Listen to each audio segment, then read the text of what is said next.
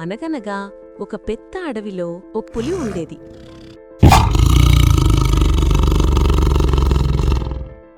దాని పక్కనే ఒక జిత్తులో మారి నక్క ఉండేది.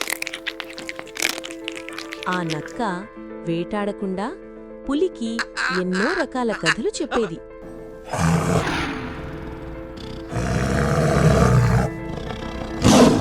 అలా చెప్పుకుంటూ పులి వేటాడి తిన్న తర్వాత మిగిలిన ఆహారం తినుతూ కాలం గడిపేది.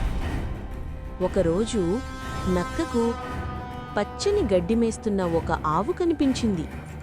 ఆవుతో నక్కకు గొడవ వచ్చింది.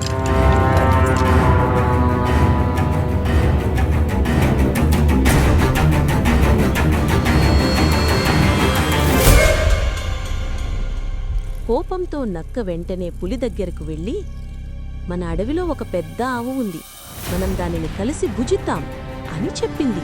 అలా చెప్పి పులిని ఆ ఆవు దగ్గరకు తీసుకెళ్ళింది.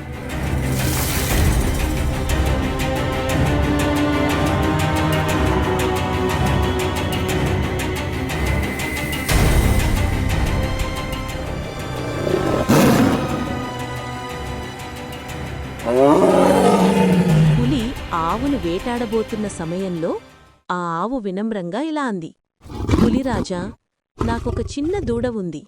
అది నాకోసం ఎదురుచూస్తూ ఉంటుంది. మీరు అనుమతిస్తే చివరిసారి దానికి పాలు ఇచ్చి తిరిగి వస్తాను. ఆ మాటలు విని నక్క పెద్దగా నవ్వింది. ఏమిటి, నీవు వెళ్ళి చావడానికి మళ్ళీ వస్తావా అని ఎగతాళి చేసింది. ఆవు సమాధానంగా అంది, నేను నీలా నక్కను కాదు, దొంగబుద్ధి చూపించను, నిజాయితీగా తిరిగి వస్తాను. పులి క్షణం ఆలోచించి, సరే, నువ్వెళ్ళిరా అని అంది. ఆవు వెళ్ళి దూడకు పాలు ఇచ్చి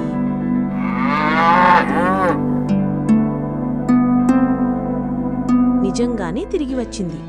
ఆ దృశ్యం చూసి పులి ఎంతో సంతోషించింది. నిజాయితీ ఉన్నవారు తమ మాట తప్పరు. నీవు నిజాయితీగా తిరిగి వస్తావని నాకు తెలుసు అని ఆవును ప్రశంసించింది. దాని నిజాయితీకి బహుమానంగా పులి ఆ ఆవును విడిచిపెట్టింది.